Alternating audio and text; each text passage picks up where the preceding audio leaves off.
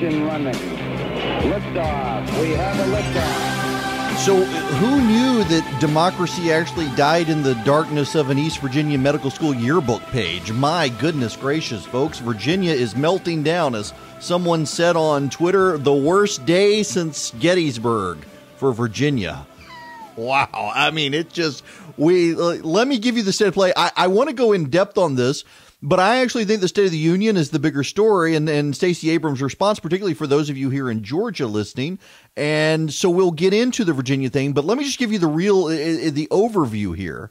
So last Friday, the governor of Virginia, Ralph Northam, has been I guess it was last Thursday, one of the two. It was disclosed that in his yearbook page, he had chosen a picture of someone in blackface next to someone in a Klan outfit. So the attorney general and the lieutenant governor of Virginia called on the governor to resign, saying this was unforgivable, even though he apologized. So he actually apologized on Friday and then had a press conference on Saturday where he said, oh, nope, not this picture. I was in blackface in a different picture, not this one. That one's not me, but somehow someone put it on his page in his yearbook where he got to pick the pictures. So then it came out on Sunday into Monday that the lieutenant governor, Justin Fairfax, who is considered an up-and-coming Democratic star, has been accused, credibly accused no less, under the Kavanaugh standard, of sexually assaulting a woman, forcing himself on her, forcing her to do things to him she did not want to do. She has now today released a detailed statement, far more detail in her statement than Christine Blasey Ford ever released with Brett Kavanaugh. Democrats have suddenly gone silent, but it gets better. So the lieutenant, you can't make this stuff up. So the lieutenant governor and the attorney general both said the governor needed to resign for a period in blackface. And this morning, it came out that the attorney general of Virginia is now admitting he too appeared in blackface. Now, on the upside, there's no picture yet of the attorney general in blackface. On the downside, he's already set the standard that you got to resign if you appeared in blackface 30 years ago. And he appeared in blackface 38 years ago. Slightly longer time gap than the governor of Virginia. Now, they've all gone on record saying the governor needs to resign. The governor says he's going nowhere. In fact, the governor's staff says he has said he can't resign because otherwise he'll be defined as a racist for the rest of his life. He's got to prove he's not. And this all gets to the point that I was making at Claremont McKenna College on Monday night and what I've said to you guys. If we use the standards of the left, first of all, they're applied inconsistently. We see this with Justin Fairfax now. His accuser is hiring Christine Blasey Ford's attorneys. She has the location, she has when it happened, she has who was involved, she has what happens, all of these things far more detailed than Christine Blasey Ford ever raised. And yet some of the same Democrats who were saying Brett Kavanaugh was unqualified to be on the Supreme Court because of that accusation are now keeping very, very quiet on the Justin Fairfax accusation. The attorney general who said that a picture 35 years ago was cause for the governor to resign is now saying, I don't know. They don't want to hold themselves to their own standard. What we're seeing is they're holding their political opponents to higher standards than they want to be held to. But what I want to reemphasize here is what I've long said to you guys. You've got to have room for grace. You've got to have room for forgiveness. The reason the Virginia Democrats are in the situation they're in today is because they didn't want to exercise grace in their politics when other people could advance their career based on 35-year-old sins of someone else. They wanted to attack him. They wanted to destroy him. They didn't want to say, hey, wait, you screwed up. And you got to expect that the attorney general from Virginia is the genuine idiot in all of this, because he's now admitting he was in a picture and he's already called for people to resign if they appeared in blackface. The whole thing is just farcical nonsense to watch. And there's a word here of caution for you Republicans, myself included here. You know how this works. In fact, the New York Times today, when they came out with the headline, let me actually get the screenshot of this so that I can read you the headline properly. The New York Times headline on the story today, don't tell me there's no media bias. This is how the New York Times reported the story. This is their headline. Virginia Attorney General says he also dressed in dark makeup. Friends, I'm sorry, that's not what you call blackface.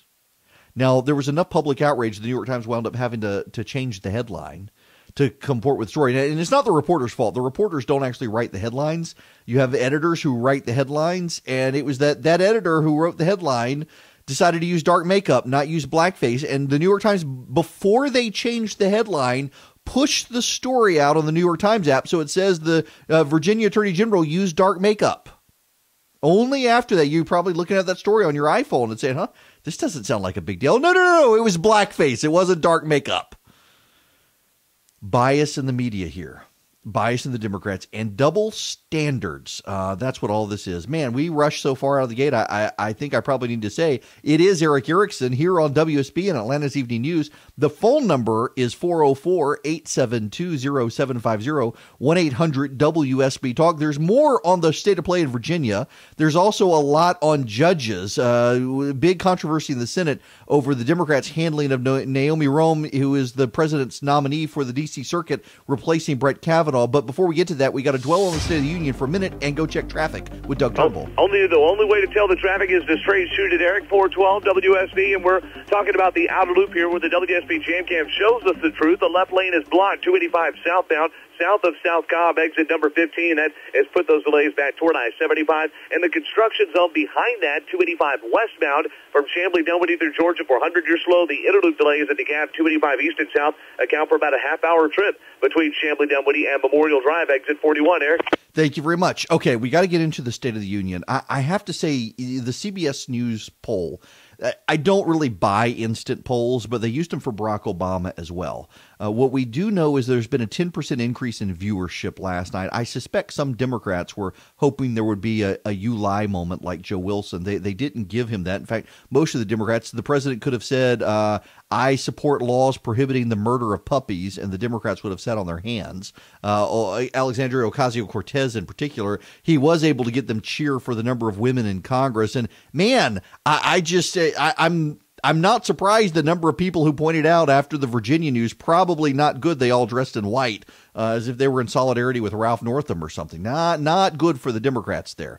But nonetheless, they did. They dressed in white, suffragette colors as a protest so the president would have to see them. You couldn't help but miss them.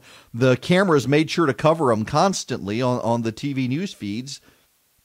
The president, though, in the CBS Instant Reaction poll, 76% of people liked the president's speech.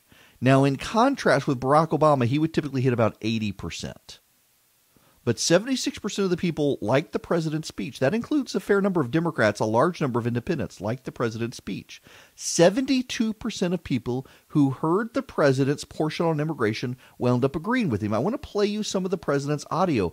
I think he did a very, very good job building the case for his immigration plan. In fact, I reached out to some senior administration officials today at the White House and told them he needs to hit the campaign trail with this stuff. Listen to some of what the president said on immigration. We have a moral duty to create an immigration system that protects the lives and jobs of our citizens. This includes our obligation to the millions of immigrants living here today who followed the rules and respected our laws. Legal immigrants enrich our nation and strengthen our society in countless ways. Tonight, I am asking you to defend our very dangerous southern border out of love and devotion to our fellow citizens and to our country. No issue better illustrates the divide between America's working class and America's political class than illegal immigration. Wealthy politicians and donors push for open borders while living their lives behind walls and gates and guards. Now, that's a Stephen Miller line that the president used, and of course the press was quick to point out, he's using that Stephen Miller line, that awful line. And the president did something else that the media doesn't like, and I actually think it was very effective. And it's interesting that it's the media that pushes back on the president on this. Even though it's very, and I shouldn't say even though, I think because it's so effective. This soundbite from the president, I thought really stood out as one of the lines of the night last night. Working class Americans are left to pay the price for mass illegal immigration. Reduced jobs, lower wages, overburdened schools, hospitals that are so crowded you can't get in, increased crime, and a depleted social safety net. Tolerance for illegal immigration is not compassionate. It is actually very cruel. Tolerance for illegal immigration is not compassionate. It's actually very cruel. He then transitioned into talking about the crime issue, about the MS-13 shooting in the New York City subway, and highlighted the family whose grandparents were killed by an illegal alien burglar. The press always pushes back against the president. I'm not even talking about the Democrats. I'm talking about the actual American press, although I realize the conflation of the two. They push back very, very hard on this, and they always want to suggest what the president is saying is that illegal alien crimes are higher than American citizen crimes, and that's not true statistically. And he's not actually saying that. What the president is saying is that these people would still be alive if we enforced the law and secured our borders. That's what he's saying. That's his point. And he made it really, really good last night, and to his credit, 72% of people who heard the president last night on that point agreed with him. That includes a fair number of Democrats. He needs to double down on this message that he delivered last night, and he needs to hit the campaign trail. WSB Traffic every 6 minutes begins at 4 o'clock every day. Atlanta's Evening News with Erick Erickson, sponsored by Comcast Business. At 4:19, Doug Turnbull, WSB. It's a routine ride into DeKalb. All right, next segment you have.